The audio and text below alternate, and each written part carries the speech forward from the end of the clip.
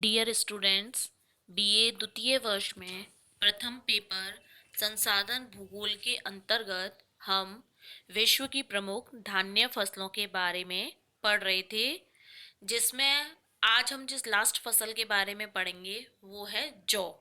जौ की फसल, जैसा कि आप जानते हैं, जौ के बारे में हमारे हिंदू धर्म में जो जौ की फसल है उसका यूज धार्मिक कार्यों के अंतर्गत किया जाता है। जैसे आप देखेंगे कि नवरात्रों में भी जौ बोई जाती है। तो ज़्यादातर हमारे हिंदू धर्म में या हमारे भारत में इसको धार्मिक कार्यों से अधिक रिलेटेड माना जाता है। इसके अलावा जो जौ है इसका प्रयोग खाद्यान्न के रूप में भी होता है। ये एक सहनशील अनाज है, यानी ये बहुत कम वर्षा और बहुत कम टेम्परेचर में ही उत्पादित हो जाती है। तो इसीलिए इसको सहनशील अनाज की श्रेणी में रखा गया है, क्योंकि इसके लिए जिन भी भौगोलिक दशाओं की रिक्वायरमेंट होती है वो ऐसी है कि नॉर्मल भौगोलिक दशा यानी बहुत ज़्यादा कठोर परिस्थितियों में भी हम इनको उगा सकते हैं। ऐसा नहीं है कि बहुत ज़्यादा अच्छी वर्षा ही चाहिए कि बहुत अच्छा टेम्परेचर ही चाहिए इसके लिए। अगर इसकी हम उत्पत्ति की बात करते हैं तो मेनली जो जौ की फसल है इसकी उत्पत्ति दक्षिण पश्चिम एशिया से मानी जाती है। विद्वानों ने ऐसा माना है कि सबसे पहले इसकी उत्पत्ति दक्षिण पश्चिम एशिया में ही हुई थी।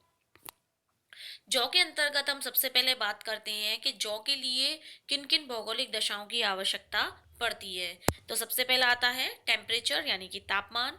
इसके लिए 14 डिग्री से 27 डिग्री सेल्सियस तापमान उपयुक्त होता है, लेकिन 10 से 35 डिग्री के टेम्परेचर में भी हम इसको आसानी से उगा सकते हैं।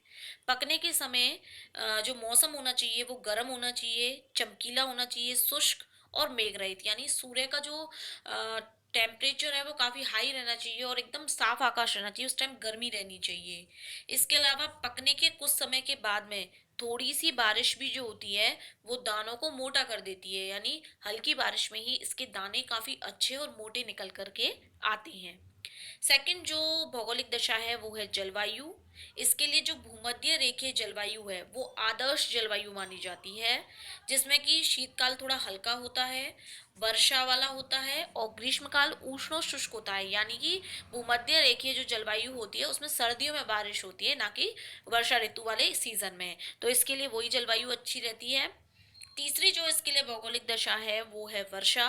वर्षा जो है वो इसके लिए 50 से 70 सेंटीमीटर उपयुक्त रहती है। इसके अलावा अधिक जल इसके लिए हानिकारक होता है, और अगर किन्हीं क्षेत्रों में कम वर्षा होती है तो वहां पर सिंचाई की सहायता से आसानी से जो है वो इसकी पैदावार की जा सकती है। इसके बाद में जो लास्ट भौगोलिक दशा आती है वो आती है मिट्टी। मिट्टी के अंतर्गत अगर हम बात करें तो हल्की चिकनी मिट्टी और भारी दोमट मिट्टी जो है वो इसके लिए बहुत ही उपयोगी रहती है। गेहूं की अपेक्षा यह जो जौ की फसल है वो क्षार युक्त भूमि में अधिक बोया जाता है, यानी कि क्षार होती है जिस भूमि में थोड़ा क्षार की मात्रा रहती है उसमें ये जो जौ होती है वो उगाई जाती है। तो इस तरीके से ये इसकी भौगोलिक दशाएं हैं। भौगोलिक दशाओं के बाद हम बात करते हैं आर्थिक दशाओं के बारे में। जैसे गेहूं की फसल है उसके लिए आर्थिक दशाएं बहुत इंपॉर्टेंट होती हैं, उसी तरीके से जो जौ है उसमें भी आर्थिक दशाओं का महत्वपूर्ण योगदान है। इसमें सबसे पहले आर्थिक दशा आती है खेतों में फसलों का हेरफेर, यानी एक जैसी फसल ही जो है वो बार बार खेत में नहीं बोनी चाहिए, बदल बदल कर बोनी चाहिए, जिससे जो मिट्टी की उर्वरक क्षमता है, इसके अलावा जो उसके लिए उसके जो न्यूट्रिशन वैल्यू है वो उसकी बरकरार रहती है। मतलब हर फसल जो होती है उसके लिए अलग अलग तत्व मिट्टी से आवश्यक होते हैं। तो अलग अलग जैसे हम बदल के फसल उगाएंगे तो किसी एक तत्व की कमी नहीं आएगी, बल्कि सभी तत्वों में बैलेंस होता रहेगा। सेकंड आते हैं कृषि के वैज्ञानिक ढंगों का उपयोग, यानी साइंटिफिक तरीके से कृषि कार्य करनी चाहिए। जैसे गेहूं में भी हम वैज्ञानिक पद्धति यूज में लेते हैं तो कृषि कार्य डेवलप होता है, उसी तरीके से जौ में भी जो वैज्ञानिक पद्धति है वो अपनानी चाहिए। मशीनें और उत्तम प्रकार के जो बीज होते हैं उनका यूज करना चाहिए। आधुनिक प्रकार के जो रासायनिक खाद वगैरह है उनका यूज करना चाहिए। और परिवहन के साधनों की सुविधा, अगर ये सभी जो आर्थिक दशाएं हैं वो वर्तमान में इतनी ज़्यादा डेवलप हो रही हैं जिसके कारण जो जौ की कृषि है उसमें भी दिन प्रतिदिन वृद्धि हो रही है। तो जिन भी क्षेत्रों में अगर थोड़ी बहुत भी बैलेंसिंग जलवायु दशाएं हैं और अगर इन सभी आर्थिक दशाओं की उपस्थिति है तो वहाँ आसानी से जौ की कृषि की जा सकती है। आर्थिक दशाओं के बाद में हम बात करते हैं जौ के उपयोग के बारे में। इसका प्रयोग सबसे पहले तो किया जाता है खाद्यान्न यानी खाने में। सेकंड जो उपयोग है वो है पशुओं को खिलाने में, पशुओं को भी खिलाई जाती है। शराब बनाने के लिए जो आसवन और निस्वन उद्योग है उसमें किया जाता है, यानी जौ जो होती है उसे सड़ा गलाकर मेनली इससे शराब भी बनाई जाती है। इसके अलावा इसका उपयोग ऊंचे किस्म के माल्ट बनाने में भी किया जाता है। वर्तमान में अगर हम बात करें तो इसका यूज़ ब्रेड बनाने में भी होता है। और हमारे हिंदू धर्म में, जैसे कि मैंने पहले भी बताया, धार्मिक रूप से इसका प्रयोग किया जाता है। तो धीरे धीरे वर्तमान में जब इसकी उपज अच्छी होने लगी है तो इसका उपयोग खाने में काफ़ी हद तक किया जाने लगा है। अब बात करते हैं जौ के विश्व उत्पादन के बारे में। 98% जो है वो उत्तरी गोलार्ध में, यानी 0 डिग्री से 90 डिग्री उत्तरी अक्षांशों के मध्य में उत्पादित होता है। 2% दक्षिणी गोलार्ध में होता है। उत्तरी गोलार्ध में अधिक इसलिए होता है क्योंकि टेम्परेचर वैल्यू, वर्षा की वैल्यू उत्तरी गोलार्ध में अधिक है। दक्षिणी गोलार्ध जो है जलवायुवीय क्षेत्र है, आर्द्र जलवायु वाला क्षेत्र है, और वहाँ पे क्या है, जलीय विस्तार ज्यादा है, तो इसके कारण ये शुष्क मौसम में होता है, तो उत्तरी गोलार्ध में इसका अधिक विस्तार है। उत्तरी गोलार्ध में भी बेसिकली उन क्षेत्रों में जौ का उत्पादन होता है जहां पर शुष्कता अधिक होती है, यानी गर्मी अधिक होती है और वर्षा बहुत ही कम होती है, छोटी होती है वर्षा ऋतु।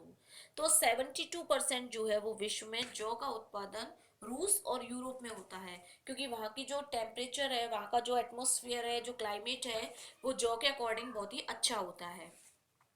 प्रमुख उत्पादक क्षेत्रों में हम बात करें तो रूस और संयुक्त राज्य अमेरिका दो वृहद उत्पादक क्षेत्रों के अंतर्गत आते हैं। अन्य जो क्षेत्र हैं उसमें आते हैं डेनमार्क, चेक गणराज्य, कनाडा, स्पेन, जापान, चीन, भारत और पोलैंड। ये प्रमुख जौ उत्पादक क्षेत्र हैं जिनमें रूस और संयुक्त राज्य अमेरिका मेनली इनका स्थान आता है। इसके अलावा अगर हम बात करें यूरोप में उत्पादन की, तो यूरोप में जो जौ की पेटी है उसका विस्तार यूनाइटेड किंगडम और फ्रांस से लेकर के पूर्व की ओर रूस तक फैला हुआ है। तो ये इसके प्रमुख उत्पादक क्षेत्रों के अंतर्गत आता है। भारत में भी जौ का उत्पादन किया जाता है।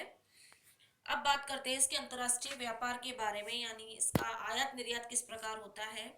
15% जौ का जो उत्पादन होता है उसमें से जो 15% हिस्सा है वो वर्तमान में अंतर्राष्ट्रीय व्यापार के अंतर्गत यूज होने लगा है।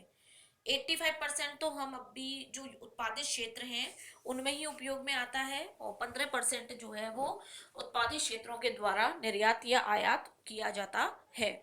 इसके आयातक देशों की बात करें तो इसमें आते हैं Germany, Britain, France, Denmark, Belgium और हॉलैंड। और निर्यातक देशों के अंतर्गत अगर हम बात करें तो रूस, कनाडा, अर्जेंटीना, पोलैंड, संयुक्त राज्य अमेरिका, रोमानिया एवं उत्तरी अफ्रीका। तो इस तरीके से जौ की फसल भी अन्य सभी धान्य फसलों की तरह वर्तमान में उपयोगी फसल के अंतर्गत आने लगी है। धीरे धीरे जो इसका व्यापार है या विस्तार है वो बढ़ने लगा है। तो इस तरीके से हमने धान्य फसलों के अंतर्गत पढ़ा, जिसमें हमने चावल, गेहूं, मक्का और जौ, मेनली इन 4 फसलों के बारे में पढ़ा। ये हमारा धान्य फसल का टॉपिक कंप्लीट हुआ। इसके बाद हम स्टार्ट करेंगे पेय पदार्थ यानी पेय फसलें, जैसे कि चाय, कॉफी, कहवा, इनके बारे में। तो इनके बारे में हम अपने नेक्स्ट लेक्चर में पढ़ेंगे।